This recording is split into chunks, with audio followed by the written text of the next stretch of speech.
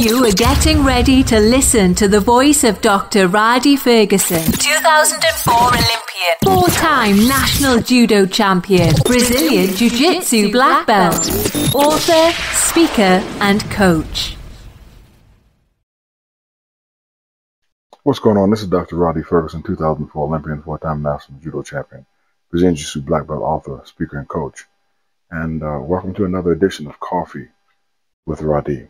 In this edition of Coffee with Rhadi, I want to talk about something that just happened recently in the media, in the realm of sport, in a place that's very near and dear to me. That's black college football, also known as HBCU football for historically black colleges and universities, and that is the moving of, or as he would call it, the elevation of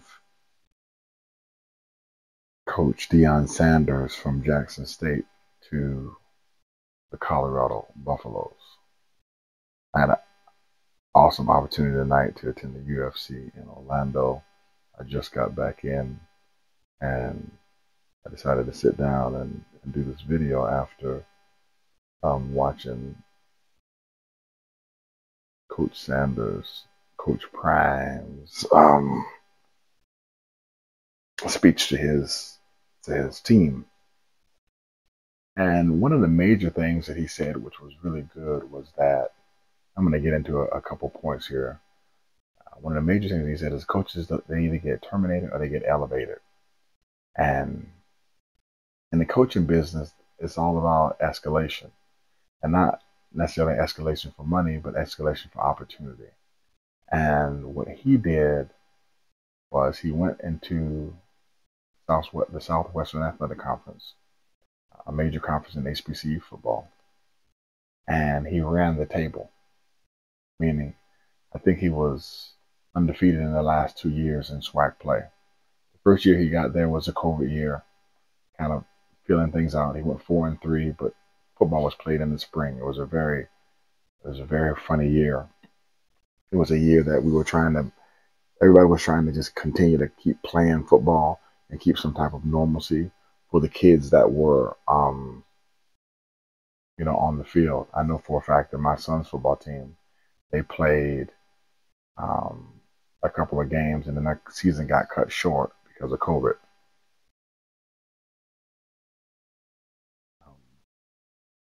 But he went 4-3 the first year, and he went undefeated in the SWAC. I think they went 10-2, and then they went undefeated this year in the SWAC and won the SWAC championship.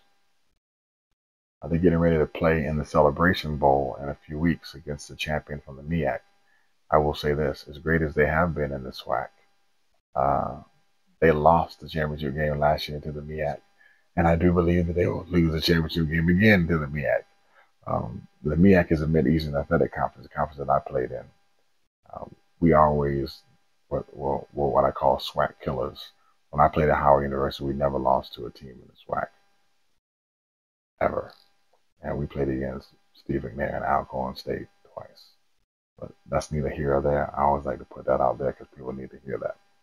But let's get back to Deion Sanders. So the first thing that created reverberations in the, I'm very tired. I think it's like 5:30 in the morning. Let me use a different word so I don't stumble over my words. Called ripples, all right, in college football and recruiting, was when Deion Sanders signed Travis Hunter. I believe Travis Hunter is the first 5-star college athlete to ever sign with a FCS team. He decided to play for Deion Sanders because as a cornerback or someone who's in the secondary, you're not going to get any better tutoring on the game than playing for Deion Sanders. That in and of itself brought so much attention to black college football. I have seen black college football on television before. I played on ESPN. I have not seen black college football on television as much as I have seen in the past 2 years. I will also say this. Jackson State under the helm of and the leadership of Deion Sanders is the most publicized football program in the United States of America. There is no other college program in the United States of America that had more media coverage, more social media coverage than Jackson State. It's not possible. He had a running documentary team that was documenting everything that they were doing and posting on social media multiple times a day. It was unbelievable. It was almost like you got to be part of the Jackson State program. So much so that I personally got on a plane and went to a Jackson State football game. And if I didn't have to go to the UFC this past evening, I had VIP tickets to sit in the red seats at the Jackson State football game.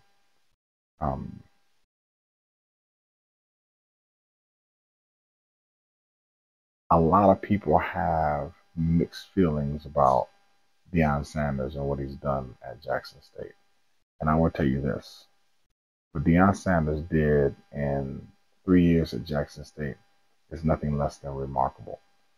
What he did is he made a huge impact and showed us that in the age of NIL, name, image, and likeness deals in the NCAA, and in the age of the use of the transfer portal, HBCUs can compete with FBS programs if they have the right incentives in place in their programs. What type of incentives am I talking about? Well, the ones that Deion Sanders spoke about: the professionalism of the weight room, the professionalism of the locker room, the professionalism of multiple helmets, multiple uniforms, the professionalism with having a video team, the professionalism with having analysts on the team. Just becoming more professional in your approach allows you to recruit better. Also, what he showed is that, man, you have to lift as you climb. I appreciate individuals like Deion Sanders, individuals like Eddie Robinson, individuals like Eddie George, who played in the NFL recently. And when I mean recently, people who have done it recently, because I know there's people like Doug Williams, my coach, Steve Wilson played in the NFL and came back and coached at Black College. I'm talking about these people who my kids know. Some of these players have to come back and coach. If they do that and we give back to our programs, and we could be elevated and celebrated.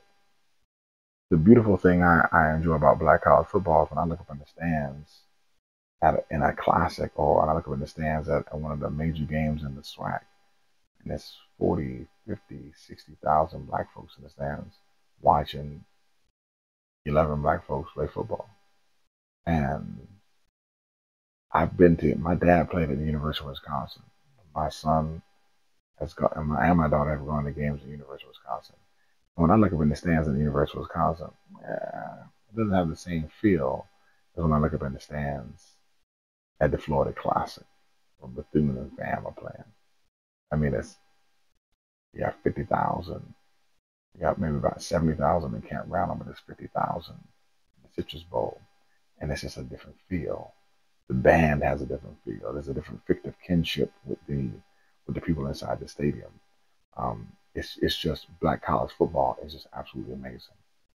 And what Deion did in that space for kids like my son's age, all right, and my daughter's age, is that he showed them that the HBCU experience is not only comparable, but better than the PWI experience. The beautiful thing my son says, Daddy, why would anybody go to a predominantly white school when all this is available? So I took my son to the Florida Classic. He's been to Howard University homecoming football game. And once you take a kid to a Black college homecoming football game, it's over. There's nothing that any white school is going to do to convince that kid that he needs to go to a PWI. It's nothing. Deion Sanders said the same thing. If you let that kid go to a black college homecoming, you'll never get that kid back. And that's a fact. And I remember attending Howard's homecoming in my 11th grade year before I made a decision to go to Howard. I remember my mom took me out there and took me to a step show. And it was absolutely fantastic. And the experience was nothing short of amazing. And what Deion Sanders has done is nothing short of amazing. I think Deion provided a blueprint to a lot of black college coaches, which is it's a quality one, but an unfortunate one. It's quality in that Deion Sanders was able to escalate the team as fast as possible because he used kids out of the transfer portal, which means they weren't recruiting kids out of high school. Now, here's what happened. The year that COVID happened, that COVID year of football, everybody got an extra year of football if they wanted to, which means all the seniors that were coming out of high school that year, they weren't necessarily needed because there was a bottleneck in terms of recruitment because all the kids that were in college could stay an extra year. Once that happened and they included the transfer portal, it decreased the amount of need because it decreased the amount of need for high school athletes, meaning I don't need high school players anymore. I can pull them out of the portal and there's extra kids available because that COVID year has always created that extra year. All those people who had an extra year, that extra year continues to flow and creates this bottleneck. Here's what I'm saying for the people to understand. During the COVID year, if you were a senior, it doesn't matter. It doesn't matter if you were a senior. That year didn't count. So it didn't count for you. So everybody who was playing college football, they had everybody who was playing sports, they had another year of eligibility. Which means I don't need the people who are coming out of high school. But for 5 years, all those people, they have automatic red shirts that are in college.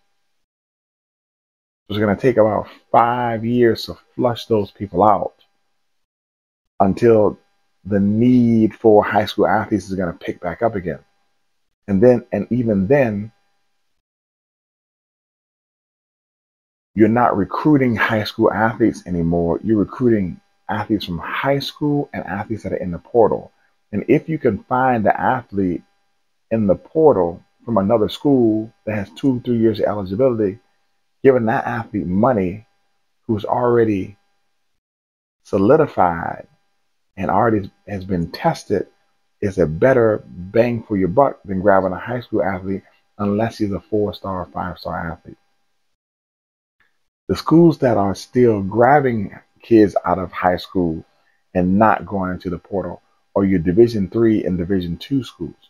The Division II schools are offering partial scholarships, which means some of those kids have to go to a D2 school out of high school, show their behinds off for 2 years, and then transfer out. Or they have to be good enough to get selected out of high school to go to a D1 program, because those D1 programs are not redshirting those kids anymore. But if you go to a D2 program, that D2 program will redshirt you, allow you to play 2 more years. And then if you want to get in the transfer portal, you can jump in the transfer portal and go, or you can finish your education at that school after you've seen exactly what type of caliber athlete you are per the competition you're playing against. Deion Sanders, what he did was genius. He came in and he knew what the need was, and he did the SWOT analysis on the SWAC in black college football. And what he did was he went and got the players on defense and on offense, and the best offensive lineman and defensive lineman he could get at the time out of the transfer portal, and some athletes out of JUCO, because that was the old school model, grabbing athletes out of junior college. And he made a huge impact. And he literally, all right, Before people get caught up on the negative thing, he came in here and he laughed at what Deion left us with is a blueprint for immediate success in HBCU football in today's current marketplace. He left us with a blueprint. Now, conversely, who is Swag Baby? There was an incident on the football field this past season with Eddie Robinson, the head coach of Alabama State, and Deion Sanders. And afterwards, in some post-game interviews, Eddie Robinson said, he ain't Swag, I'm Swag. And what Eddie Robinson was talking about is, I played in the SWAC. I grew up in the SWAC. I watched football in the SWAC. I went to SWAC games when I was young. I went to the NFL out of the SWAC. When I left the NFL, I came back to the SWAC. I'm SWAC. Deion Sanders' rebuttal was, who is SWAC if I'm not SWAC? Well, I will tell you this, Deion. And I love Deion Sanders. Deion Sanders is Deion Sanders. And prime time is prime time. Prime time is not SWAC. Prime time coaching the SWAC. He did unbelievable things for the SWAC. He was SWAC for a period of time, but he is not SWAC. Eddie Robinson is SWAC. And I don't say that as a knock on Deion Sanders. I think Deion Sanders and what he's done and what he's going to do is going to be remarkable and unbelievable. I think one of the major keys that made his move so remarkable was that he brought his sons to Jackson State, Shiloh, Shador, and his son, Deion Jr., who is on his media team, and his daughter, Shalome, I believe that's her name, played basketball for Jackson State. But I'm interested in seeing if his daughter is going to continue to play at Jackson State, or if somewhere in that Colorado deal, she got the opportunity to play or have a spot on the basketball team at Colorado too. Because I do not think that his sons are staying at Jackson State. I don't think that Travis Hunter is staying at Jackson State. I believe those people are leaving with Deion.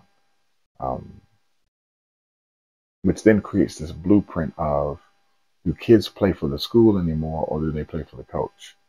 And if you play for the coach, then you develop a relationship with the coach. And then when the coach leaves, you leave.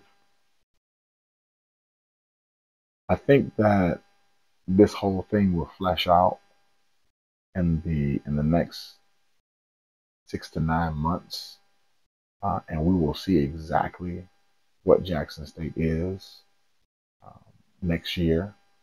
I think we'll have an opportunity to see if the program can continue with the pace that Deion had it on.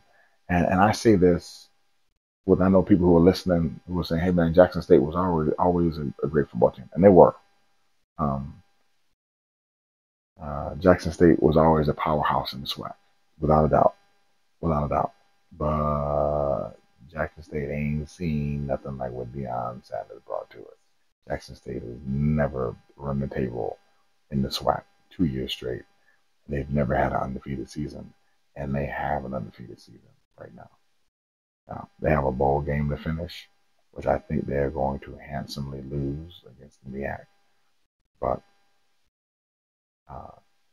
we haven't seen anything like what Deion Sanders is doing. I want to say this.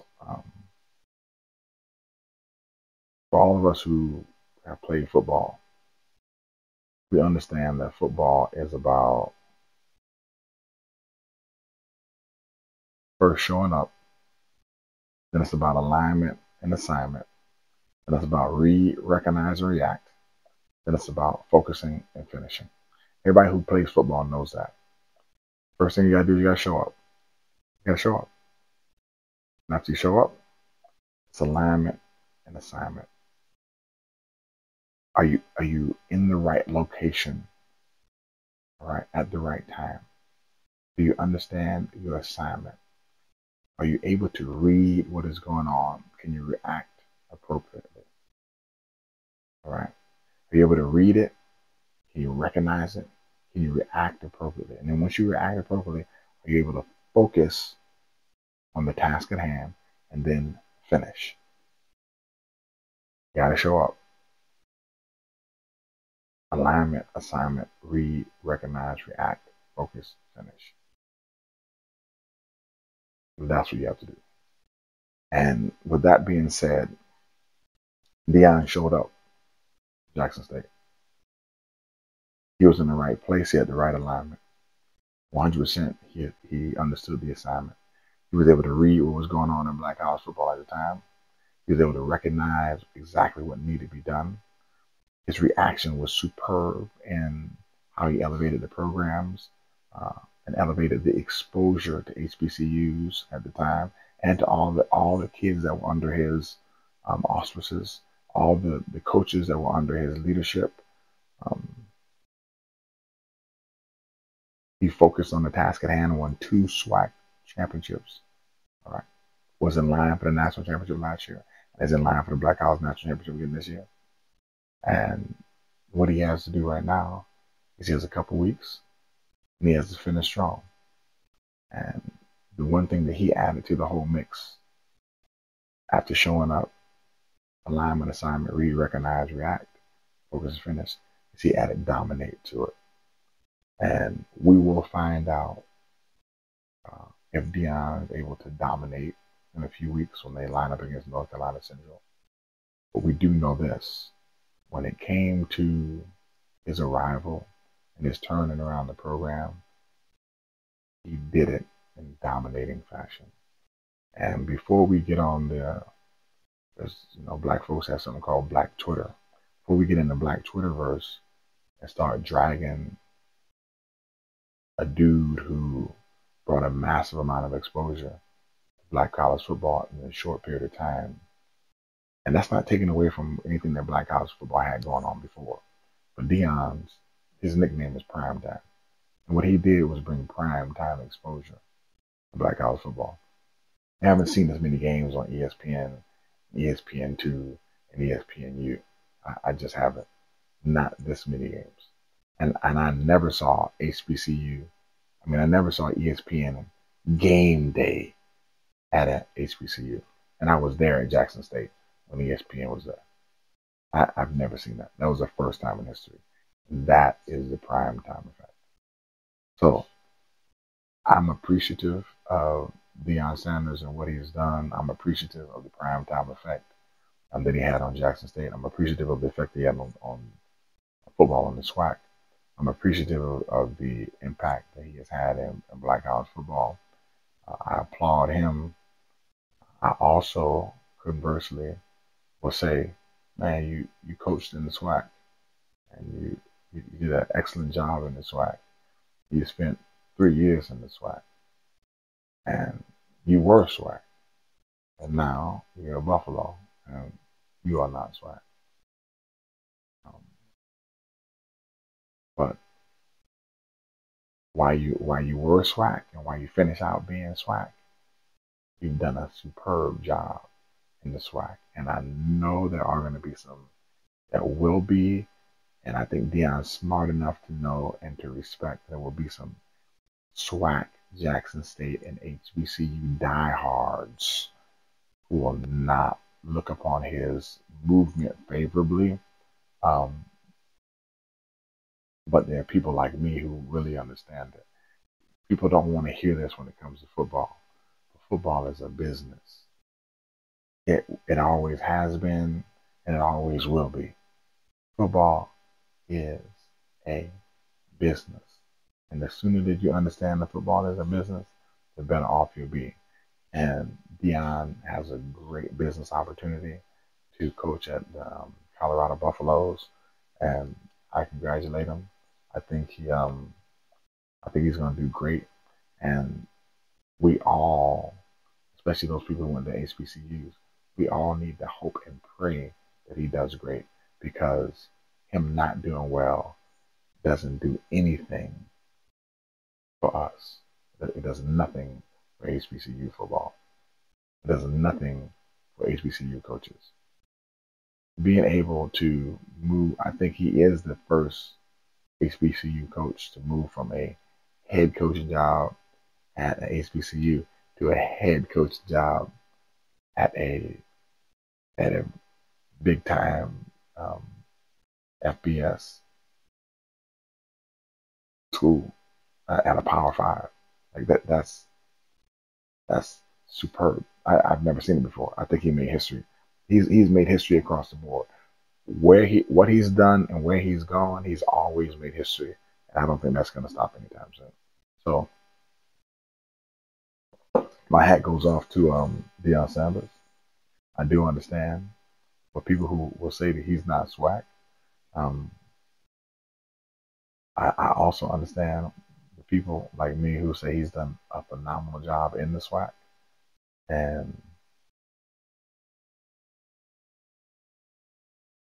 you have to make space for the people who do believe that he came in there, maximized an opportunity, utilized the landscape of Black House football to just move on to another school. You have to make space for people who think that, because they're not wrong. It's just that it has a hint or tone of opportunism, but that's what sports are about. Sports are about getting in a space, in a place, maximizing your opportunity, and then moving on to the next opportunity. It's about showing up. It's about your alignment. It's about your assignment. It's about reading, recognizing, reacting. It's about focusing on the task at hand. That's about finishing. And Deion's done all those things, and he's done them in, like he would like to say, he's done them in a dominating fashion. This is Dr. Rhadi Ferguson. Thank you for listening. Coffee Rhadi. That's my commentary on the situation. I may have more. I'm sure I'll probably do an interview or two with my man Coach B on the Black Futures podcast.